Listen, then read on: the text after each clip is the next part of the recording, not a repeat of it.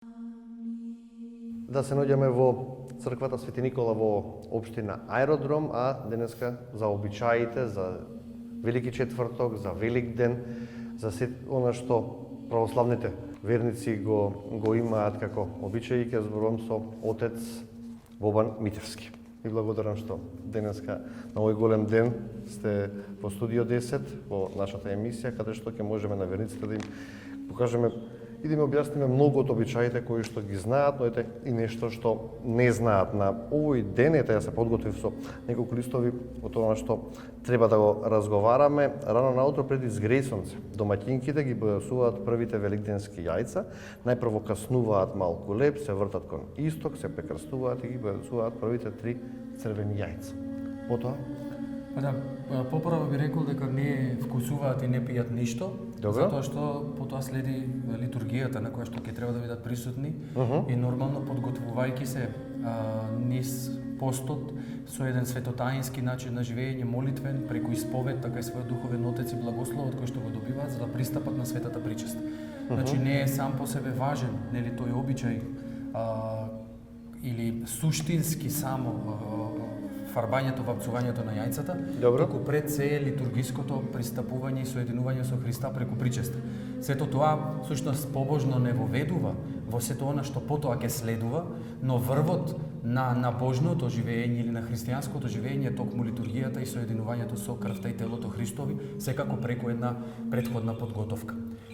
Значи, би сумирале дека добро е што се негува и се прави таа традиција, би рекле, на вапцање на јајцата рано наутро, затоа што и тоа значи подвиг, да се стане пред изгре сонце, да се прекрши, би рекол, сонот и така натаму, но тоа се прави, нели, на главност и жедност, за да потоа, нели, оние кои што се подготвувале со пост и исповед и благослов, да пристапат кон светата причест на литургијата што следи потоа во текот на утрото. Од кога ќе се офарбаат јајцата, дечињата ги што прават домаќинките?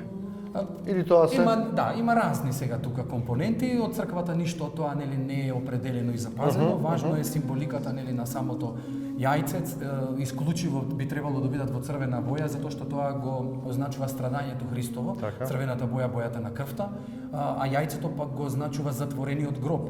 На некој начин кршењето на јајцето го означува отварањето на каменот кој што стоеше на гробот и тоа што излегува од внатре, кое што е на некој начин животот, го означува воскреснувањето на животот, а тоа е Христос. Значи таа е символиката која што ја има јајцето. Всушност овој момент е представен уште преку Марија Магдалина, која што одејќи кај тогашниот римски император за да му укаже на неправдата што била направена кон Христос, бидејќи бил осуден неправедно, како символ на императорот му го подала црвеното јајце и од тогаш ние ги фарбаме јајцињата во црвена боја исклучиво како символ на воскресението.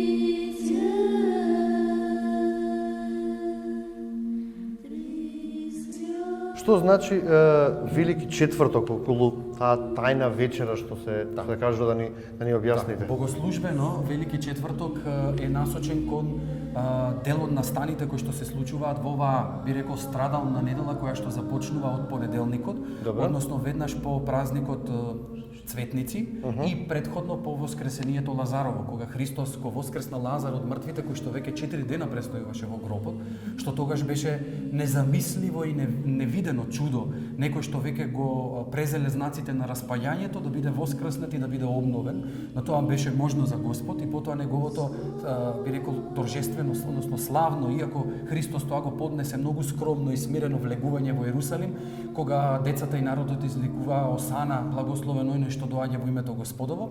Христос повторно оди во Витанија кај Марта, Лазар и Марија и во нивниот дом каде што престојува.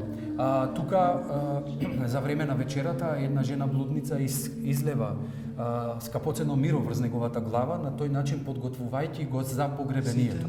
Тогаш еден од учениците Јуда, кој што бил сребролюбец по својата нарав, се буни за сето тоа и решава да го продава да го предаде Христос. Оди и се договара со митниците, книжниците и фарисеите, со силниците на денот. Добро. И тие му велат, што сакаш да ти дадеме за тоа? И тој побарува 30 сребреници.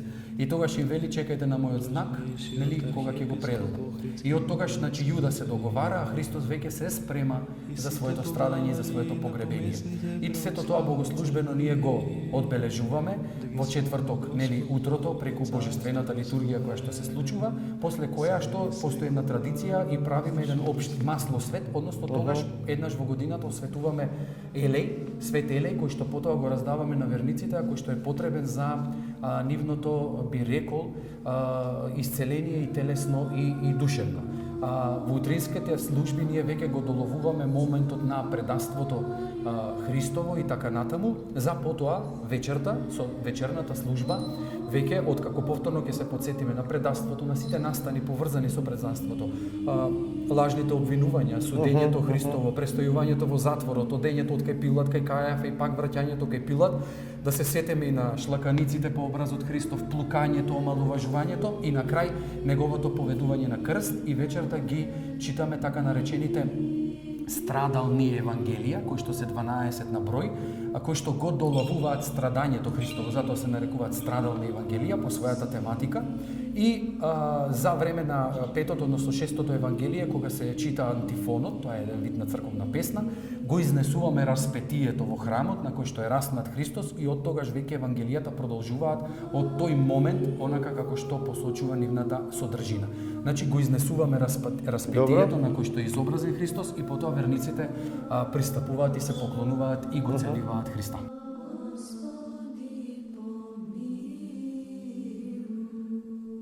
За предложените честни дарови на Господа да се помолиме.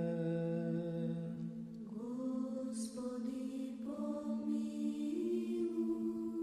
За овој свет храм и за оние кои што со вера, набожност и со страх Божи влегуваат во него на Господа. Што ќе ми кажете за Петровото одрекување од Христос?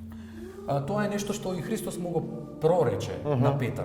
Петар, бивајќи многу силен во својата ревност и во својата вера, по својот темперамент, секогаш беше таков што дури кога Христос им објави на апостолите, на своите ученици, многу претходно дека веќе оди кон Ерусалим и дека ќе биде фатен и дека ќе биде раснат на крст, тој рече и дека вика многумина од вас ќе се соблазнат заради мене. Тогаш Петар му вели, кои сите да се соблазнат, јас нема да се соблазнам. Тогаш Христос му кажува и му вели, вистина ти велам дека ноќта 3 пати ќе се одречеш од мене. Всушност тоа одрекување од Петар е она кое што кај секој човек, нели, го гледаме, каде нели не сме ги разбрале речениците од Евангелието дека се, буквално се, целите нас, нашата волја, нашиот копнеш, нашата желба, треба да му ги предадеме на Христа и да немаме ништо корумптивно. Ако ние му веруваме за многу работи, му веруваме и во тој момент. Петар се одрече од Христа 3 пати, значи и потоа вика горко заплака, откако го слушна пеењето на петелот и се потсети на Христовите зборови дека Христос му каже дека ќе се одрече, но потоа по Евангелието има по воскресението Христово, кога Христос се представи воскреснат пред апостолите, 3 пати го праша Христос Петар: Симоне Петар, ме љубиш ли? Тој му рече: да, знаеш, Господи, те сакам. Повторно го праша: Симоне Јонин, ме љубиш ли? Тој му рече: да, знаеш дека те сакам. И по трет пат вели го праша. И Петар се натажи зашто по трет пат го прашува. И му вели: да, знаеш дека те сакам. Тоа трикратно потврдување Петрово беше всушност суспендирање на неговото трикратно одрекување. Крај на нашиот живот, безболен, непосремен, мирен и добар одговор на страшниот Христов суд просиме.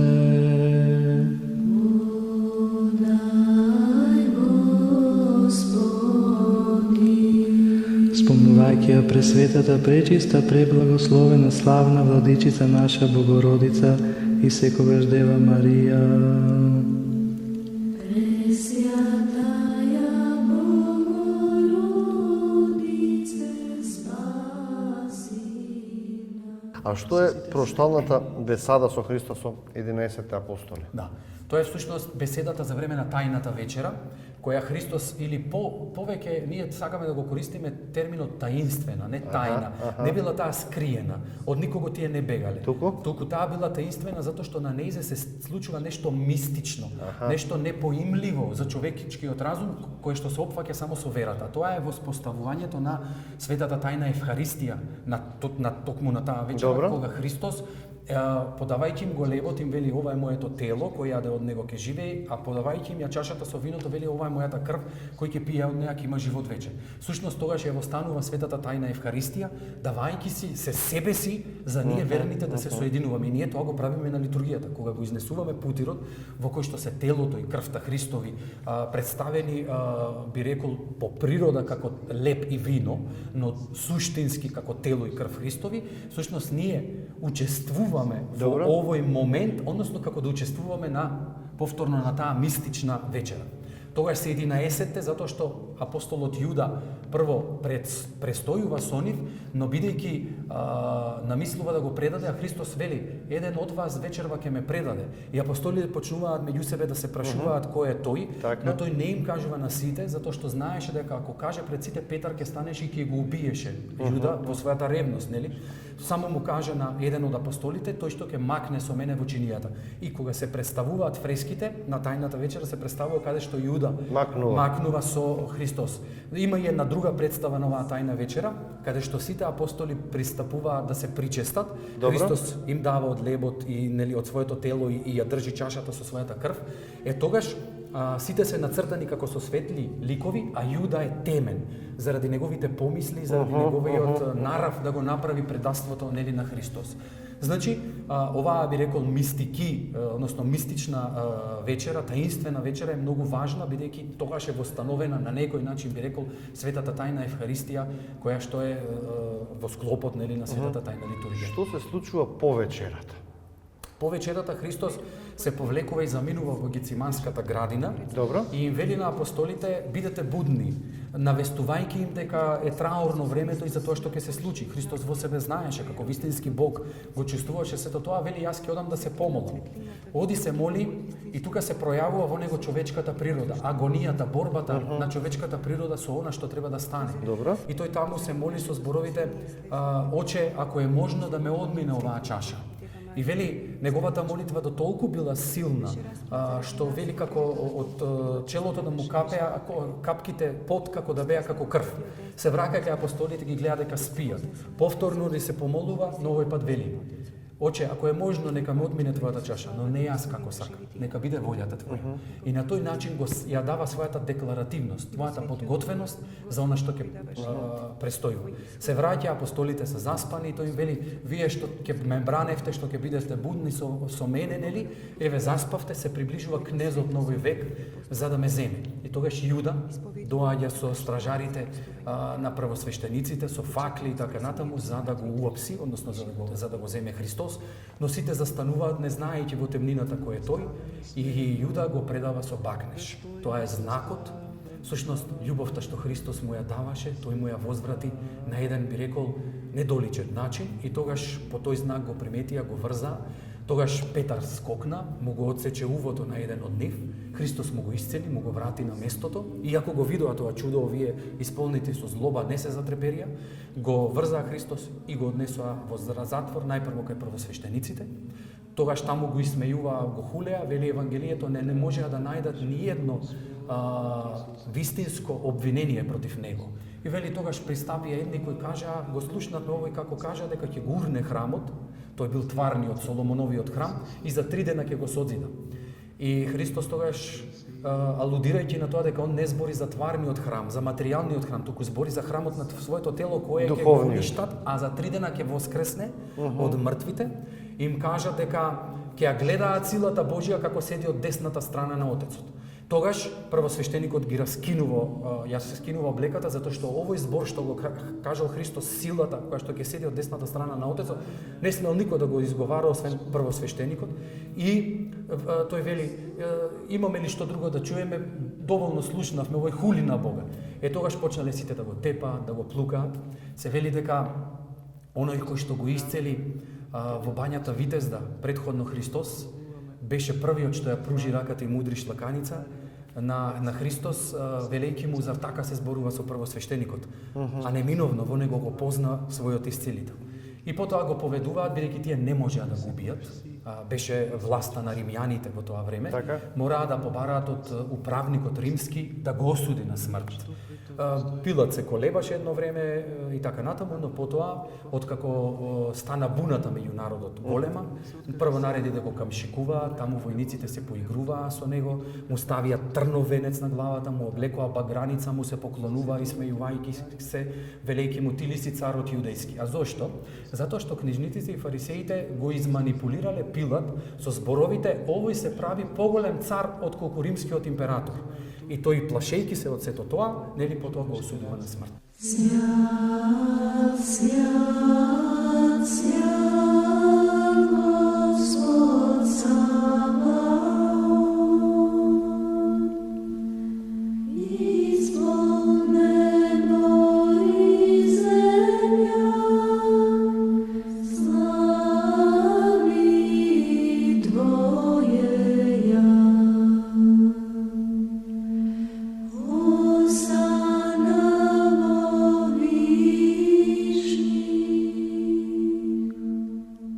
Доаѓа Велики петок како еден од најтешките денови, најтешките моменти во православието. Овој е моментот кога ние се сеќаваме за погребението Христово, утрото за време на богослужението, ја изнесуваме плаштаницата, тоа е платно на кое што е изобразено, насликано, извезено упокоеното тело Христово и всушност ние го ставаме во епитафот, односно гробот кој што е на средината на храмот, односно правиме погребение на Христос и затоа овој ден е ден на скрушеност, на апсолутно смирение, нашето светковно битие, буквално на тишина треба да биде насочена, но не на тишина која што молчи, туку тишина која е гласна. Духовна. Да, духовна, внатрешна, молитвена тишина, би рекол. И ние нели трепериме пред самиот тој чин. Целиот ден до вечерта луѓето притекнуваат, се поклонуваат на упокоеното тело Христово кое што е изобразено на плаштаницата. За вечерта да го оплакуваме, пеејќи ги службите кои што имаат во својата содржина едни така наречени песнопенија, статии, во кој што ние го изразуваме нашето оплакување, но и нашата надеж. Знаете, тие по својата содржина се, ние милуваме да го користиме тој збор таговно радосни и радосно тажни. Ја чувствуваме тагата заради сето тоа што станало, но сме радосни за тоа што за тоа што ќе дојде.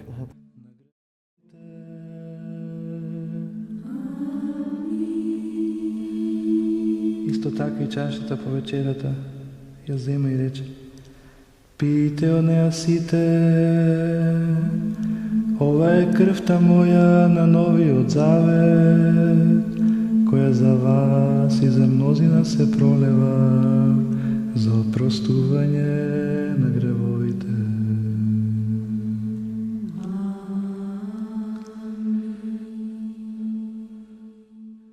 Што може да ми кажете за великденските пости? Великденските пости се едни од 4 големи пости во годината. Добро. Значи имаме рождественски или божикен, великденскиот пост или пасхален пост, потоа имаме апостолски пост и имаме богородичен пост. Всушност великденскиот е најстариот, најдревниот пост и буквално тој е во годината би рекол специфичниот, најблагопријатниот период за подвиг. И така се нарекува кога почнува постот, отците пропишале, велат ова е десетокот, данокот што духовниот му го даваме на Бога во текот на годината. Всушност ова е пост низ кој што ние лутаме низ духовната пустина и тој треба да не донесе до следното нешто. Во себе да најдеме покаяние за нашите недобри дела, да најдеме борба со нашите помисли, да се поправиме, преумиме во буквалната смисла на зборот. Стариот човек без Христос да стане нов човек со кој што го има умот Христов. И на тој начин низ покајанието, а од друга страна воздржанието кој што ни го нуди постот преку храната, не учи на таа една голема доблест на воздржувањето, кој што не треба да биде само телесно и материјално, туку и духовно. Значи ние треба да дојдеме до придобивките на смирението, на трпението, на молитвеноста и така натаму.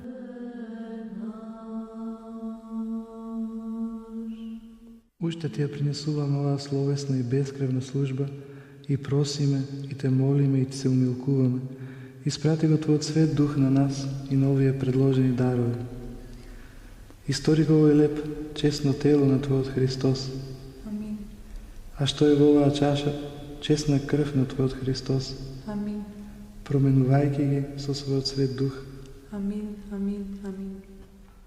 А на оние Кршењето со јајце, оно што најмногу го сакаат младите, децата, символот на овој празник. Така, јајцето го символизира, како што кажавме претходно, Христовиот гроб. Црвената боја е бојата на страданијата, со која што го вапцаме. Внатре, замислете, во животот, во јајцето внатре е животот, нели? Од тоа се изнесува пилес. Во таа смисла на зборот сосредотувајќи се на животот. Значи ние сега што правиме? Не е како што некој си помислува работата во тоа јајцето да не се скрши кој е најсилно, туку јајцата да се скршат, зашто на тој начин го символизираме воскресението. Кршењето на јајцето значи отварање на гробот и воскресението Христово, односно животот од гробот излезе, како што пееме во празничната стихија. Еден наш свет отец кој што го канонизиравме пред неколку години, светиот Гаврил Велички, епископот Светогорецот, чии што мошти се наоѓаат во манастирот Свети Гаврил Велички, Свети Гаврил Лесновски во Лесново, вели вака: давајте им на децата на Великден да се кршат со јајцата, да ги разфрлаат лушпите по улиците на градовите. За ние кога ќе се движиме гледајќи ги лушпите, да велиме, да исповедаме, да се поздравуваме дека Христос воскресна.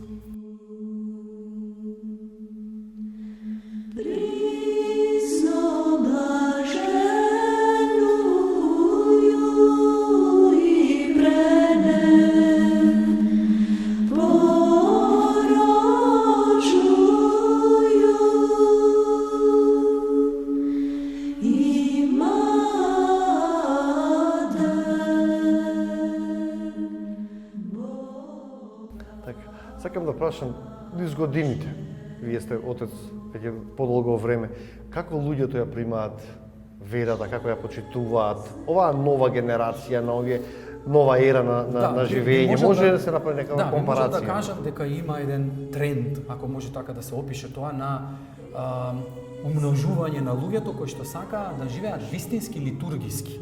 Значи, не традиционално, затоа што се нашле во тој контекст и така натаму, не фолклорно, туку литургиски, со доаѓање на богослуженијата, со постење на постовите, со причестување, со молитвеност и така натаму и така натаму. Нешто што ги прави да се христијани. Она другото е номинално христијанство, каде што јас се именувам како христијанин, но суштината на христијанството е во начинот на живење, а не во именувањето.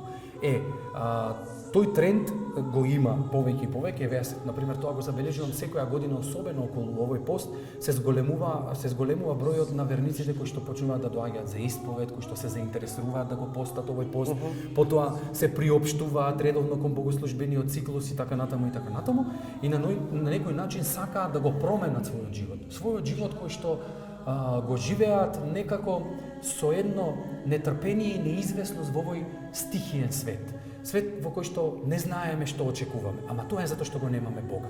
Кога ќе го најдеме Бога, па дури и страдањето, дури и предизвиците со кои што се соочуваме, почнуваат да имаат смисла. Животниот крст почнува да има смисла сообразен со Христовиот крст. Кој го дарува на светите Твои цркви, во мир цел, чесен, здрав, долгоденствен, правилно да го предава Словото на Твојата вистина.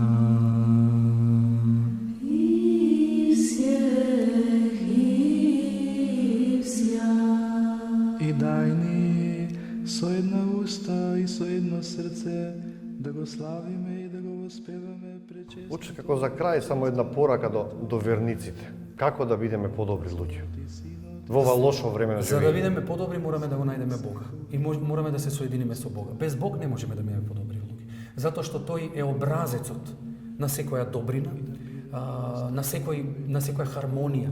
Тој е љубов, тој е надеж, тој е вера, тој е смирение, тој е кротост. Затоа, ако не го најдеме Бога, ние можеме да бидеме морални битија, ама кои што се одржат до некој начела, ама тие се празни флоскули кои што не ги гледаме во некого или кон некого предочени или остварени. Затоа треба да го најдеме Бога, треба да почнеме да живееме, би рекол, верно во црквата, светотаински, ако сакаме да се преумуваме и да се поправаме. Навистина живееме во еден свет каде што човекот го чувствуваме, го гледаме действително дезориентиран, изгубен, дури како несозреан, прави постапки кои што едноставно не доликуваат на полната возраст и така натаму. И тоа сето заради прилепеноста и кон некои страсти на кои што сме навикнали, но најмногу од се кон себе угодувањето. Се повеќе материјалното надвладува на духовното, мораме нели? да го напуштиме себе угодувањето. Мораме да се сетиме на евангелската парабола. Вели, му роди на еден нивата многу повеќе од кога што планираше. И вели тој го ожнеа, изгради нови амбари, го стави житото и вели, сега имаш душо, јади, пи и весели се. И тогаш му се јави ангелот и му рече, се е во ред, а што ако вечерта ти ја побарам душата своја, на кого ќе остане тоа? Затоа да се трудиме за вечниот живот, патувајќи низ оваа татковина, да се стремиме кон вечната, незавршлива татковина, татковината на 8-миот ден, како што ние нарекуваме, а тоа е Царството небесно. Благодарам за овој разговор, многу работи така научив кои што не ги знам, се надевам дека и граѓаните, ви благодарам за наши. иницијативата и за интересот и како што се поздравуваме во оваа недела до Великден, добра Пасха, добро Воскресение. Добра Пасха, добро Воскресение. Почитувани, се надевам дека научите нешто плюс во однос на религијата, во однос на овој голем празник христијански. Сакам со овие зборови да ви ги честитам великденските празници, бидете живи и здрави, поминете си убави моменти со вашите најблиски, со фамилијата, па со Студио 10 и со емисиите се гледам по Великден. Пријатно.